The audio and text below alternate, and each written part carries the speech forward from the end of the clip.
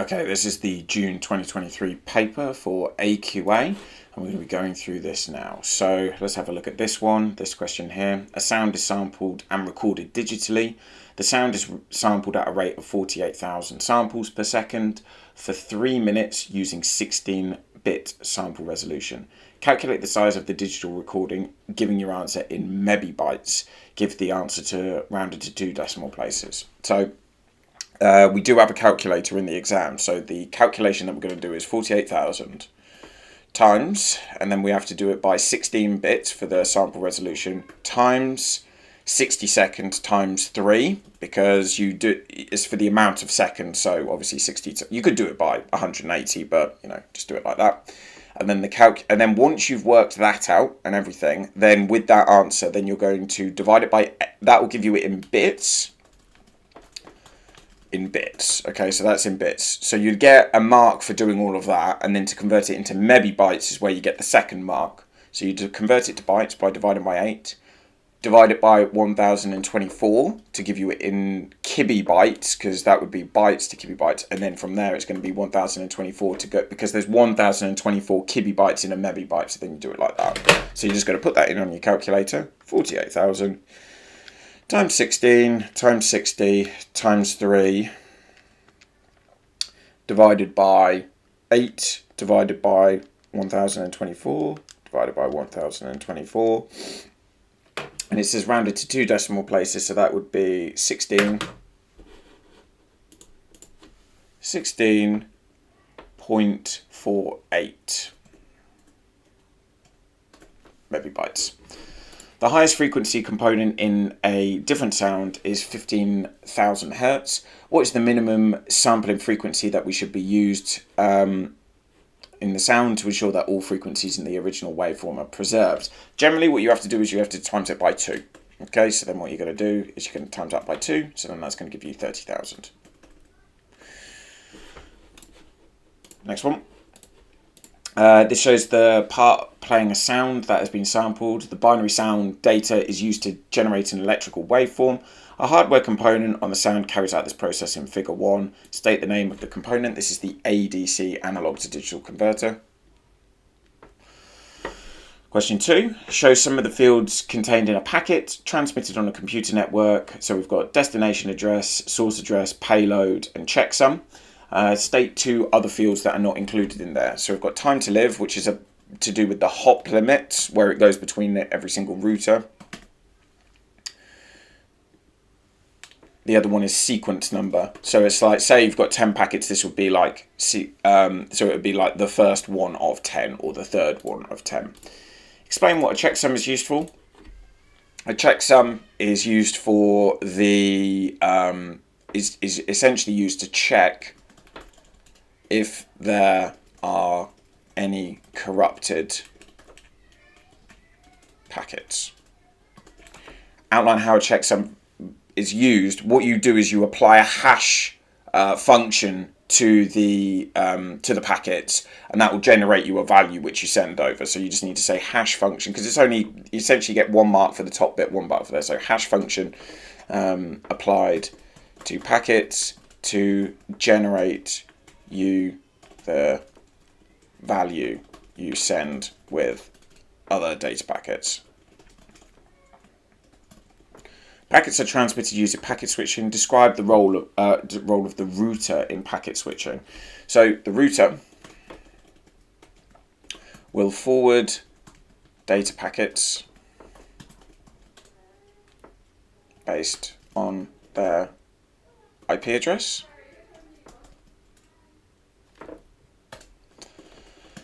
Also send data packets to other routers. Just put this up. On the way to the destination. This is known as a hop. So it forwards data packets based on their IP addresses. And then also what it's going to do is it's going to send it to another router, which then from that router that it sends it to potentially another router or its destination, and that's known as a hop. Also just add in there that it will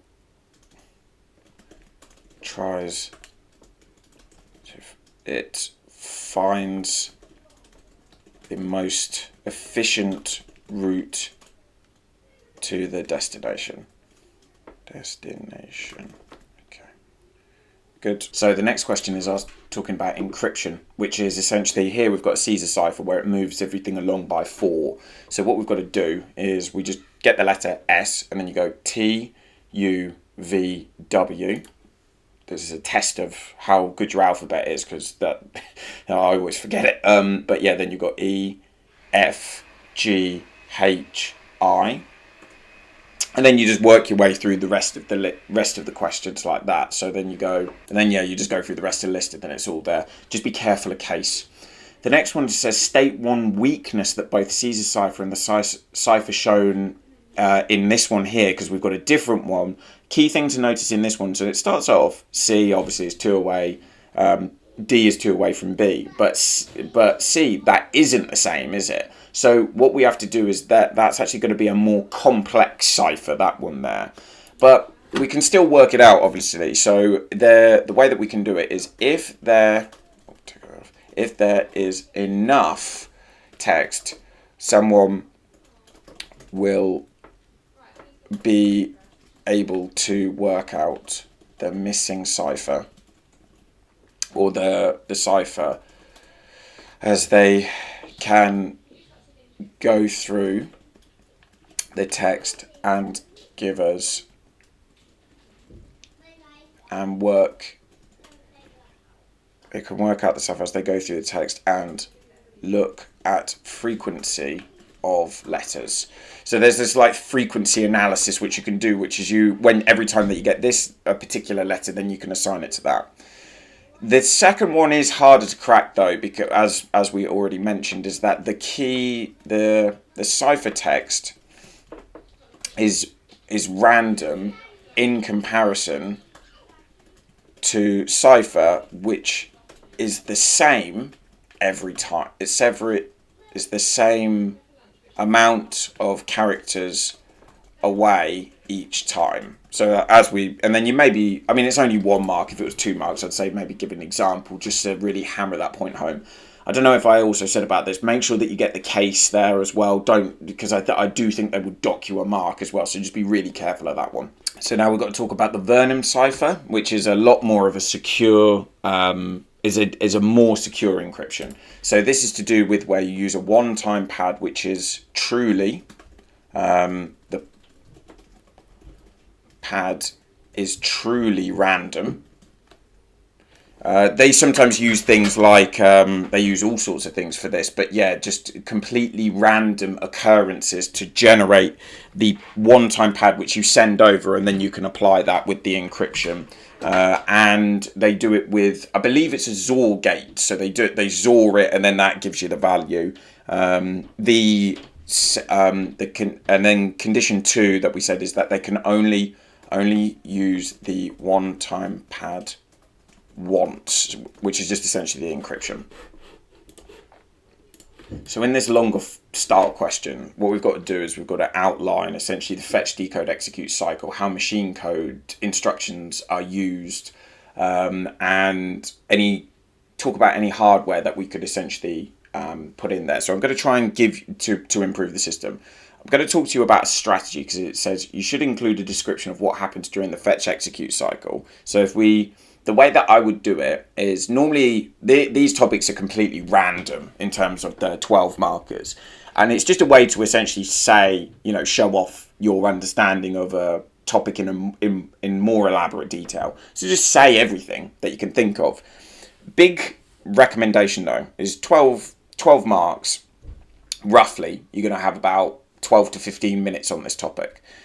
This question, sorry, I should say, not topic. But the thing that I want to make sure that you're doing is don't spend too long on this and then miss half of the paper because you were spent too long on this. give yourself 15 minutes maximum on this, and then go on to the rest of the paper. Then if you've got still more stuff to add, you will have time at the end. What I don't want to happen is then you miss out half of the paper because you were doing this. If you get 12 on this, but then you don't do half the paper because you spent too long on this, that is a bad time trade in terms of the amount of marks that you can get. So that's a top tip. Do as much as you can in 15 minutes. Come back to it at the end when you've got time, because you've got 2.5 hours. So you'll probably have some time at the end to come back and do this, but don't spend too long on this. So anyway, we just need to start outlining everything that we know, because it's pretty much just says like describe. So we're just going to go through each stage. So I'd be outlining it like the fetch stage. So I'm going to show off my knowledge of the what's going on with the memory, the registers essentially. Okay, so the fetch stage, the program counter holds the address of the next instruction.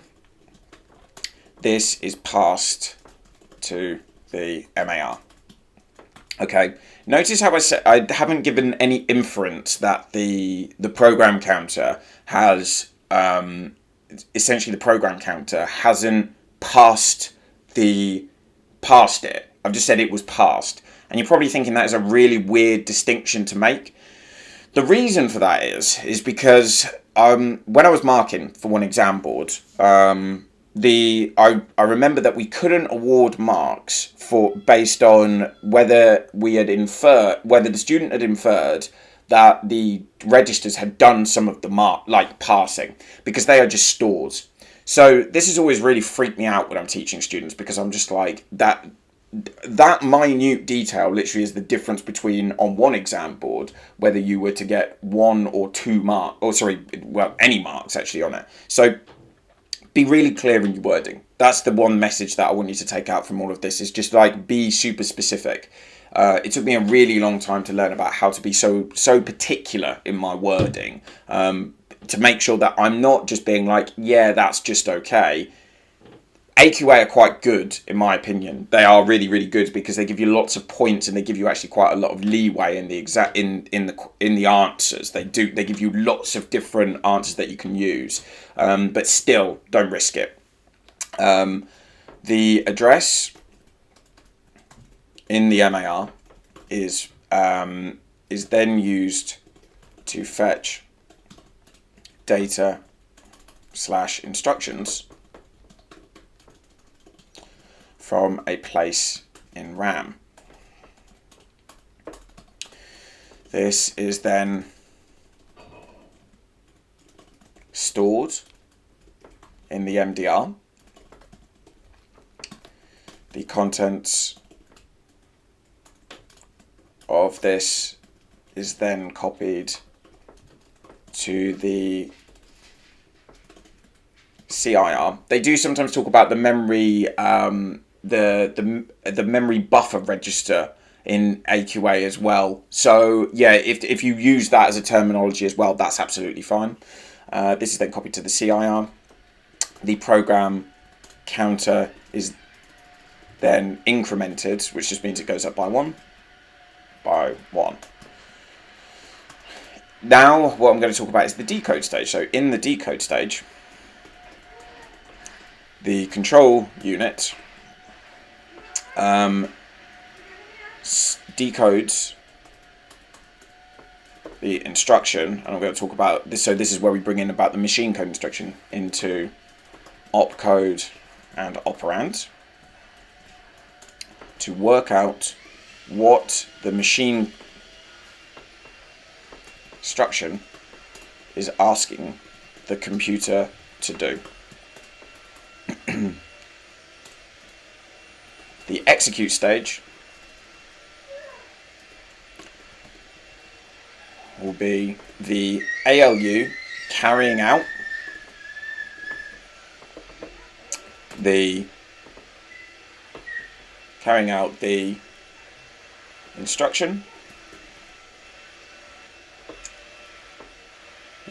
and the contents being stored CPU. So I don't know why I said CPU then, the accumulator. So that's all of that part there done. If you, depending on your knowledge of the assembly language as well, you may want to talk about how branching decisions are then made based on what's in the ACC.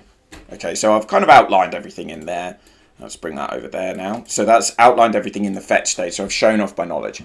Now the second part that they've asked us to do is to talk about the hardware that can be improved in the computer system. Okay, so we've gone through all of that. Now I'll probably be making a minimum of 2 hardware recommendations that I could go up. If you can do 3, even better. We've gone through a lot of different features there, so that has given us all of the different points that we need to go through. So hardware that could,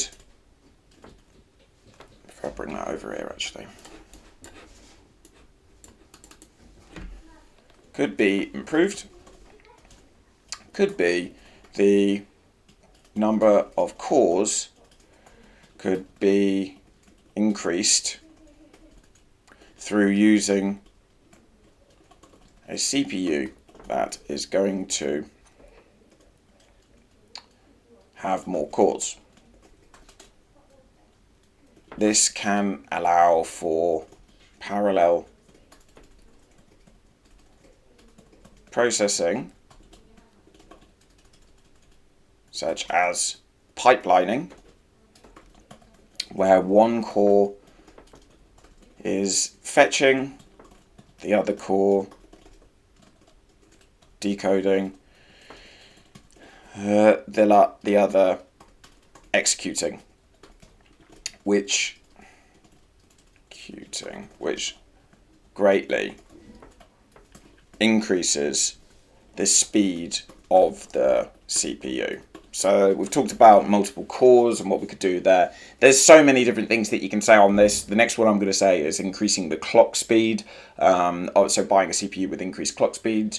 You could also do cache. You could do solid state. You could do. There's so many different, like, you know, changing the hard drive to a solid state drive.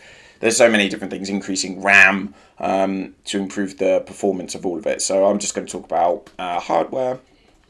The next piece, also another improvement, maybe I could make a bit more sense. Another piece, another improvement we could make is getting another improvement we could make is getting a CPU with a higher clock speed.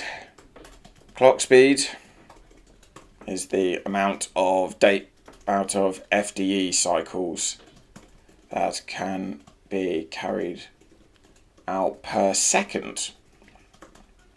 So if this is higher, the computer can carry out more instructions per second. Okay. The next question is talking about interrupts in the fetch, decode, execute cycle. Describe what an interrupt is and explain the purpose of the interrupt. So, purpose of interrupt. So, an interrupt is where a device or program requires urgent attention from the CPU. It gets it to stop what it is doing and work on the higher priority task. An example of this, if it is a hardware interrupt, such as a device has no power / printer out of paper. Okay, you've also got software ones as well, which you could say, which is divide by 0. So when you try to divide by 0, that's one of those ones where it messes the computer up. Try it on your calculator. It doesn't know what it is. It's undefined. So yeah, that confuses the computer. So Stack Overflow, another one in those ones there. So there's a variety of different ones that you can talk about, but it's this idea about it stopping it. Because it's a 2 marks, I don't think it's entirely necessary for us to talk about how the task we're working on gets pushed onto a stack. I think that's a little bit overkill. I think give a description, give an example. That's absolutely fine. Okay, we've got a database question. Now, the hard part with all of this is trying to work out actually what are the things that it wants us to put in there, because we have to do entity descriptions for the database. What we can work out is that there's 3 tables that we need. Okay, we need customer, we need maybe like a booking table, and then like a booked seat, something like that, table in there. And it's the relationship between all of those and how they're linked. So what we've got is we've got customer, and it says it wants the primary keys underlined. So what we're going to do is we're going to underline this, so it's going to be customer ID. If you look in the description over here, can you see that it's how it says it wants to have the first name? Make sure you just take the underline off. First name, surname. I think it was the telephone number as well, so phone number, like that. Okay, then the next one is we need the booking ID. This also needs to be underlined, so make sure that we underline that, booking ID.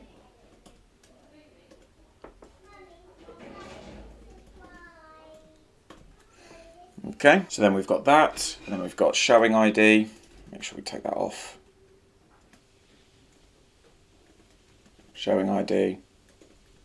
And customer ID, which is going to link all of that together. And then finally we need to have like a booked seat, something like that.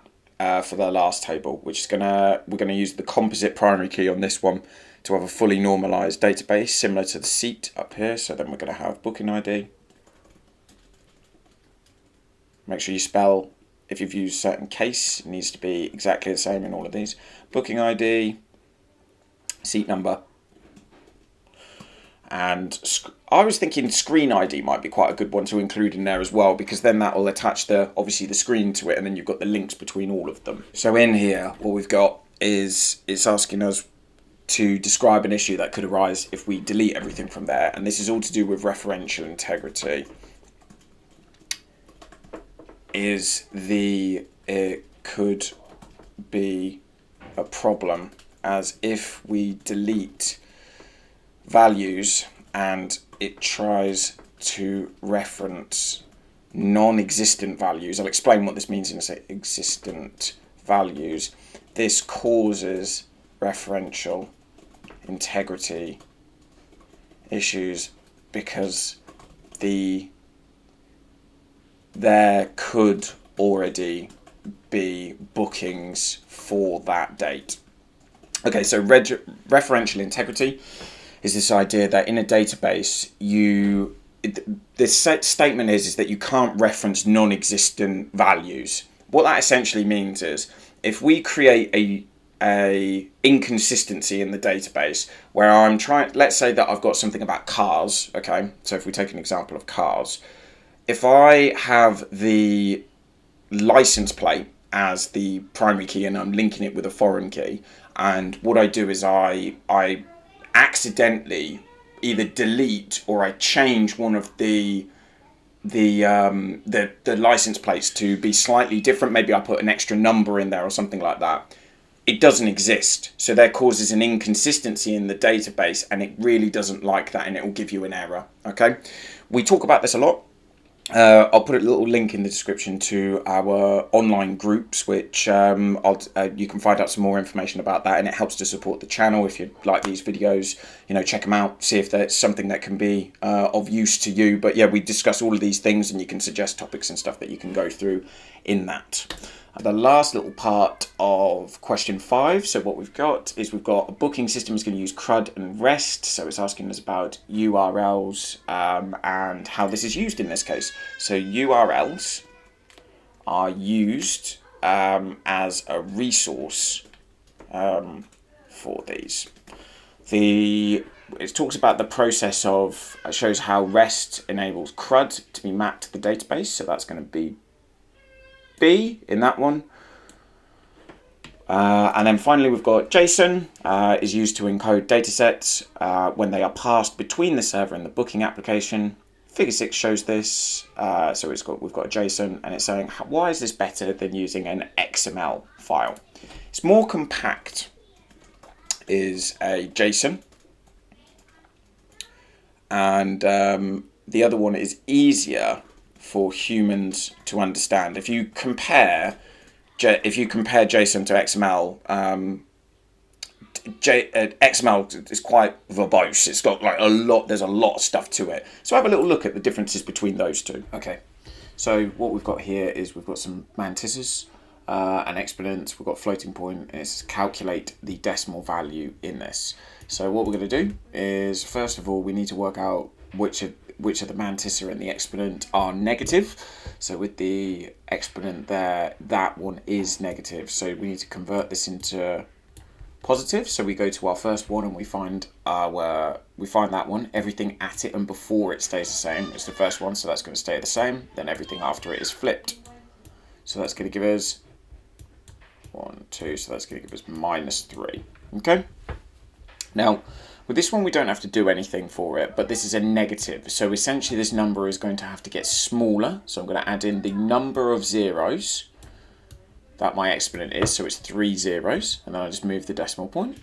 I'm going to go 1, 2, 3. Redraw my number. I could do obviously more, but I'm just going to stop there.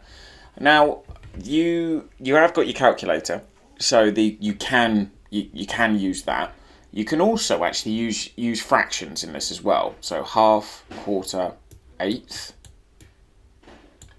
16th, 32, 64. And then adding fractions together, what we've got there is that's going to be, so 8, so that's going to be 8 over 64 is an eighth. 4 over 16 is going to be that. 1 over 16, so you have all of those, sorry, that should be 64. You have to make all of the denominators the same before you can add them all up. And as you can see there, that's going to give us 13 over 64. And if you needed to, you can just use the calculator to help you out, where you just put 13 over 64, which will give you the decimal.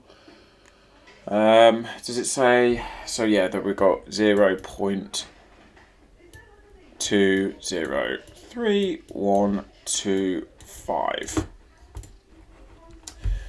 It says write the normalized floating point representation of the decimal value minus 23.25.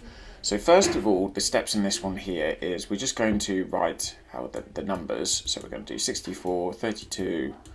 So say how many, oh, it's got the number of bits there, 16, 8, 4, 2, 1, and then that's going to be 0.5 and then 0.25 there. Put in a couple of extra ones there, but that's fine. So we're just going to do 23 just to start with. So we're going to go 1. So 23 is going to be 16 plus 4, like that. And then that's going to be like so. So then that's going to be 23.25 as a positive number. Then what we have to do is we have to 2's complement this. So then I'm going to go, because it's negative, so we find our first one, everything at it and before it stays the same, everything after it is flipped. 1, 0, 0, 0, 1, 0, 1. The decimal point is between these two numbers here. Now for a negative number, the decimal point needs to go between the furthest left 1, 0. So what we're going to do is we're going to move the decimal point to there. So we're going to go 1, 2, 3, 4, 5. So the exponent is going to be 5, 0, 1, 0, 1, because that's 1 and that's 4. So that equals 5. Then you just draw the number in there, making sure you do the correct number of bits. So 0, 1, 0, 0, 0, 1, 1. Going through the next one, so it says on each row of the table state the type of error that has occurred in the situation below. Calculation is performed and the result of the calculation is so close to zero that the number is stored as zero. This is what's called underflow, which is the opposite of overflow. The calculation is performed and the result of the calculation is too large to fit into that, so that's overflow. And then a decimal value is converted to floating point, but it cannot be represented exactly in the available number of bits. So then that's just going to be a rounding error.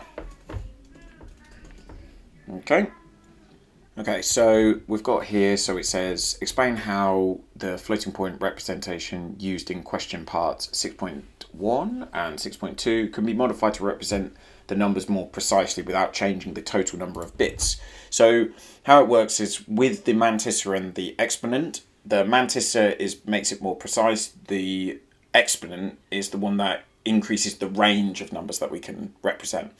The difficulty in this one is it's asking us not to change the number of bits though. So what we would do is we would take bits from the exponent and put them on the mantissa. Okay. So what we're going to do now is we're going to have a look at these ones, which is to do with assembly language questions. So it says normally what they do is they give you, well, they always give you a sheet with the different instructions and what happens in those.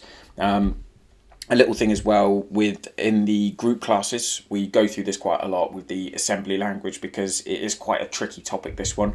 But as I said, they do give us these. So let's have a look. It says these questions use the AQA assembly language, which is the ARM assembly language. They can be used to perform masking, which allows, so it's just giving us a little bit of a backstory there. For example, to isolate the values in these ones, you could be ANDed to give you this.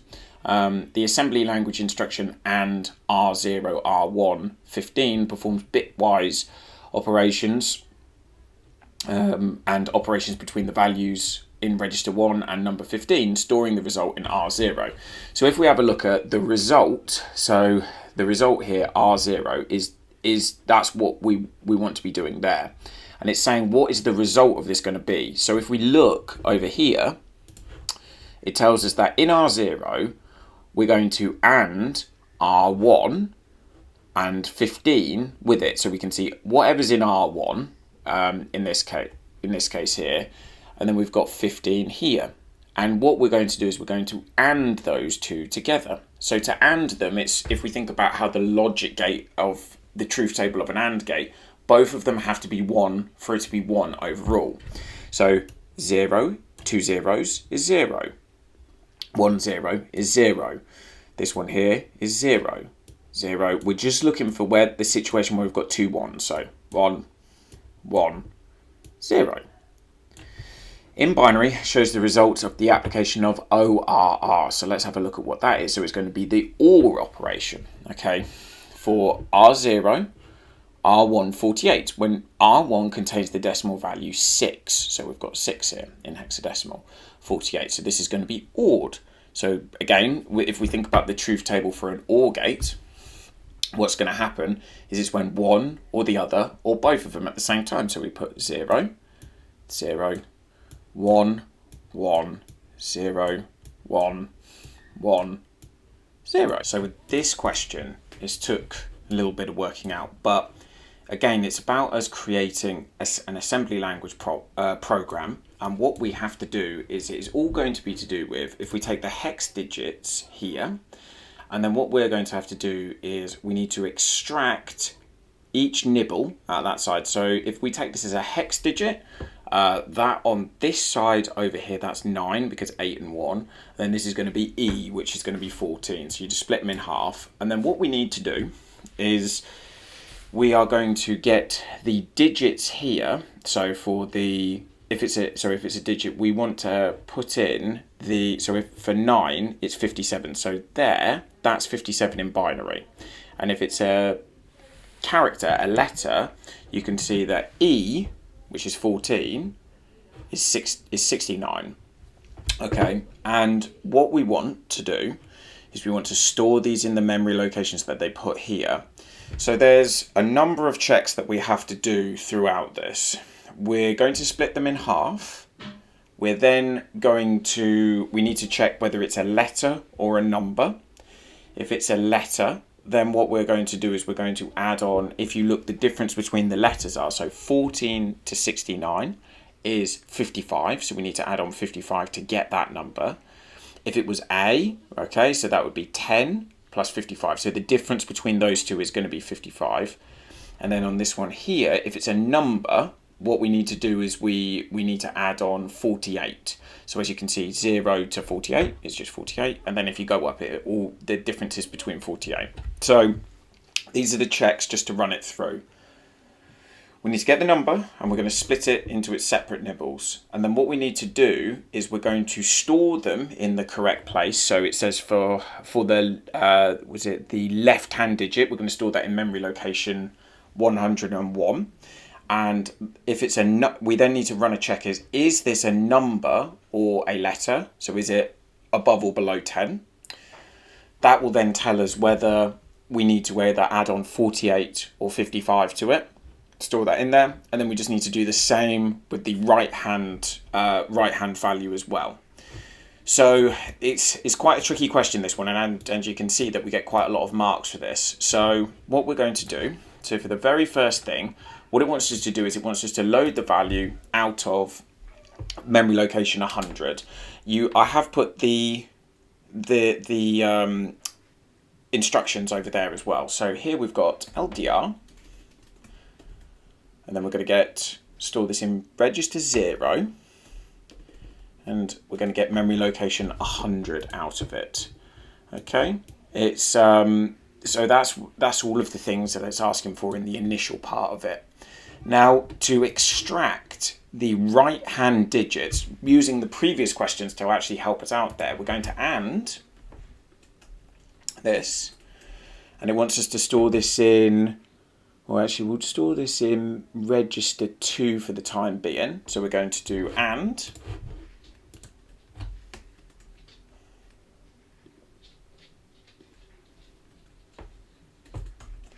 and we're going to get register 2. We're going to store it there. We're going to get what's the contents of register 0, which is just our number. So imagine it was just this number, and we're going to AND it with 15. So we put, if it's an actual value, we put a hashtag, and then we're going to put 15 there. And what that's going to be is that's going to put all ones over here. So that's going to put all ones, whilst leaving these as all zeros. So if we AND it, yeah, that takes out that right-hand nibble for us, and then allows us to actually start working with all of it. Then once we've done that, is we can then compare it to check if it's a number or a character that we're going to be using. So we use compare, CMP, and then we're going to be looking at what's stored in R2, because this is where the right-hand digit is going to be, and we're going to do this with 10, because we're checking to see, is this a number like that? So is this a number or a character? And this comes in combination where we use the branching condition, which is where we want it to jump to. So we're going to do, if it's less than, what we're going to do is we're going to put a little message, which is we're just going to be checking like it's a number or something like that. It's a number. And this is telling it where we want it to jump to. Now, once we've done that, if we jump down to where we can put this in, we might have to do some rejigging on this one, but that's okay. So we're going to go, we want it to jump to here. It's a number. And then you put like that. Okay, and then we just want to put in here what we want it to do. Now, if it's a number, remember I was saying that we want it to add 48 onto it. So we're going to do add, which is just there. We're going to store this in register 2 there. And then what we're going to do is we're going to add on 48 to it, because that's going to give us essentially the ASCII character code for it, which would be 9 in this particular circumstance. If it isn't a number, if this is false, what we want to do is we actually want to add on 55 to it. So we're going to go add R2, And then this is where we want to add on 55. So this is the circumstance. So imagine it runs that check and it's like, oh, this isn't a number, this is a character. That's what we want to do. Now here we're going to have to put in a little branch point where we actually want to check, do the left hand part of it. So we're going to go branch, jump to left or something like that, jump to left part or whatever you want to call it, it doesn't really matter. So like that, and we're going to put this down here because what's going to happen is going to, if it gets to this point, it will just start executing downwards, but we put those, which this is then going to jump from there to there if it isn't true, and it will jump through. So then we're going to put jump to left, better put that in capitals, like that. Okay. So once we've done that, and then we just need to do the same process now with the with the right hand digit. So it's, sorry, with the left hand digit. So then we put that in there like that. So that's going to be process. So it's going to be and R1, and then we're going to do so R0, and then we're going to do this time is essentially we want, this is the number that we want, which is all ones under here and all zeros there,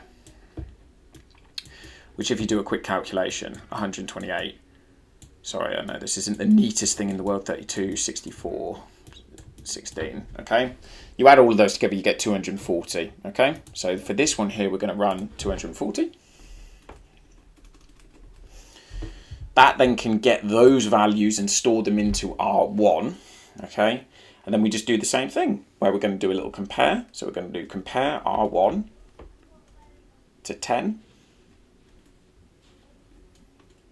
If it's, we can go, it's number 2.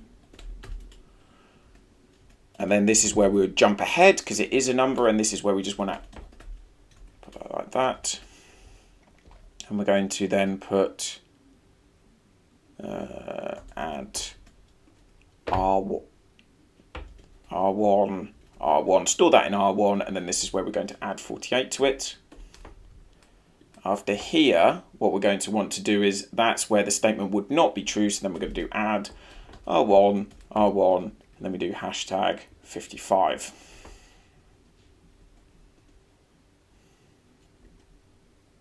Make sure you don't miss the comma out in between those two parts there. If I just move this up. And then a final part, which I nearly forgot to do, is it wants us to store the left-hand value in the 101 and the right-hand value in 102. So to do that, what we're going to do is we're just going to go to str1, which is the right-hand digit. Last thing, people, is I just forgot to put a 2 in there. So that's it.